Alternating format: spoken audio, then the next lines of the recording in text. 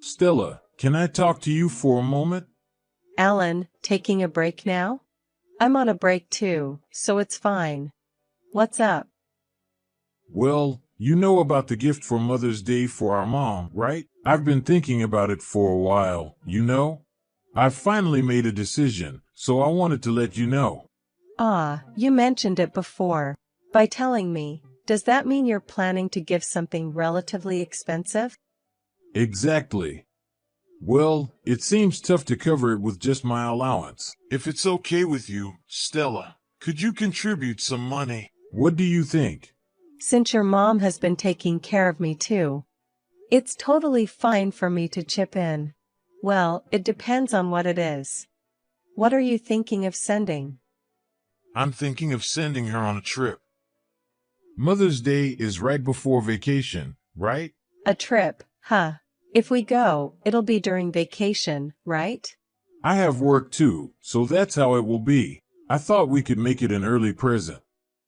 Since we only have one parent, I don't think she has ever been on a trip or anything.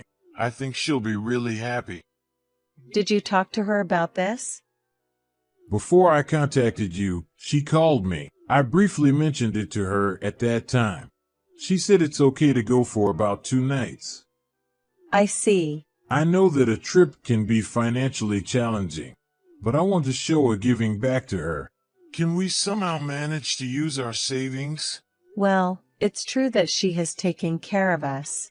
Okay, I'll cover the remaining amount. Really? Thank you. Mom will be happy too. You're welcome. The details of the trip haven't been decided yet, right? We decided on it today, actually. She said she'd like to go to a hot spring if we go.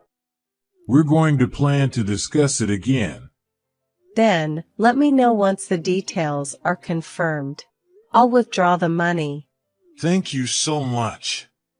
I know it's going to be a lot of trouble, but I'm counting on you. But are you okay? Vacation is coming soon, isn't it? From now, all the hotels must be fully booked, right? I'll look into that, including availability. Well, we've made some preliminary arrangements, so I think it'll be fine. I see, that's good then. Also, I'm sorry to say this to you, but for this trip, I want it to be just us, without you. I know it will make you feel lonely, but I understand. It's your first trip together as a parent-child duo. I'm not completely oblivious to the situation. So go and enjoy it, just two of you. I really appreciate you. In return, I'll accompany you during the rest of vacation. Remember what you said, okay? I want to visit my parents' house and go out for some fun too. Make sure you keep me company, alright? Of course. I'll do my best to make sure you have a good time. Well then, I'll get back to work. Thank you so much for this time. Got it, I'll get back to work too. Good luck, Alan. Alan, how's it going for you? Have you arrived at the hotel already? We just checked in a little while ago. We're discussing where to have lunch with her right now. I'm glad you arrived safely. I looked up some websites briefly. And there are many delicious things in the area, right? What are you planning to eat? I'm torn between Chinese food and sushi. Both places look delicious. Lucky you. Now I feel like having something to eat too. Maybe I'll get some Chinese food for lunch today. In that case, we'll go for sushi. Don't compete in weird ways. But it's really good. I'd love to go to a hot spring too. Take me there next time, okay? Let's go on the next long weekend or something. By the way, I'm really sorry. Huh, what's wrong? Why the sudden apology? Well, Stella, you've listened to my selfishness, right? And because of that, I'm making you feel lonely. So I'm really sorry. It's fine, really. Besides, she's been good to me too. I gave my approval for this trip, remember? I'm not suddenly concerned about it or anything. Thank you, really. Instead, since you're already there, you should have fun. It would be pointless if you can't enjoy yourself because you're worried about me. You should apologize to her. You're right about that. I'll decide to enjoy myself to the fullest now. That's right. Just make sure you give me your full attention when you return. For now, cherish the time with her. That's what I'll do. Thank you so much. It's your first trip with her, after all. Usually, you go to visit her alone. But occasions like this should be treasured. As much as I enjoy it, I'll definitely buy back some souvenirs for you. Should you look forward to it too? Yeah, I'm waiting. And I know this might not be the best timing, but I'm planning to go out for drinks tonight. It's been a while. We're planning to do some sightseeing tomorrow morning, so I might be late if you try to contact me. If that's the case, it's totally fine. I'll refrain from contacting you unless it's an emergency. I'd appreciate it if you could do the same. Well then, I'm going out to eat. See you later. Let me know as soon as you wake up. I just woke up. By the way, I checked the call history and you've been calling since last night. What's with the phone calls? We're on a trip with my mom, so stop calling so much. Didn't I ask you to refrain from calling yesterday? I said to only contact you if it's an emergency, right? But you haven't been answering at all, and it's causing trouble. I'm sorry about that. So, what happened after all? Your mom passed away. The funeral is scheduled for the day after tomorrow. What? What kind of joke is this? I don't understand. You don't understand? That's my line. Aren't you on a trip with her? But last night, I received a call from the hospital saying, your mother-in-law is in critical condition. Is it true? Where are you right now? I've been at the hospital since last night. I found it strange because you two were on a trip. Then I received a call from a relative and rushed there immediately. I've been calling you the whole time, you know? No, wait a minute. Seriously, is that true that my mom passed away? You're joking, right? So I'm telling you what happened. When I arrived at the hospital, she was already gone. They were doing mortuary care on her when I got there. This can't be true. Anyway, I'll come back right away. About that, you know. You don't have to come back. Huh? What are you talking about? She's my mom, you know? That's exactly why. What were you doing when your own mother was in critical condition? Lying to me and probably having an affair, right? Stop with these baseless accusations. I haven't done anything like that. Then who are you on this trip with? Your mom is here. Where are you? Can't say anything, can you? Because that's the truth. Even if I were having an affair, so what? What does that have to do with my mom?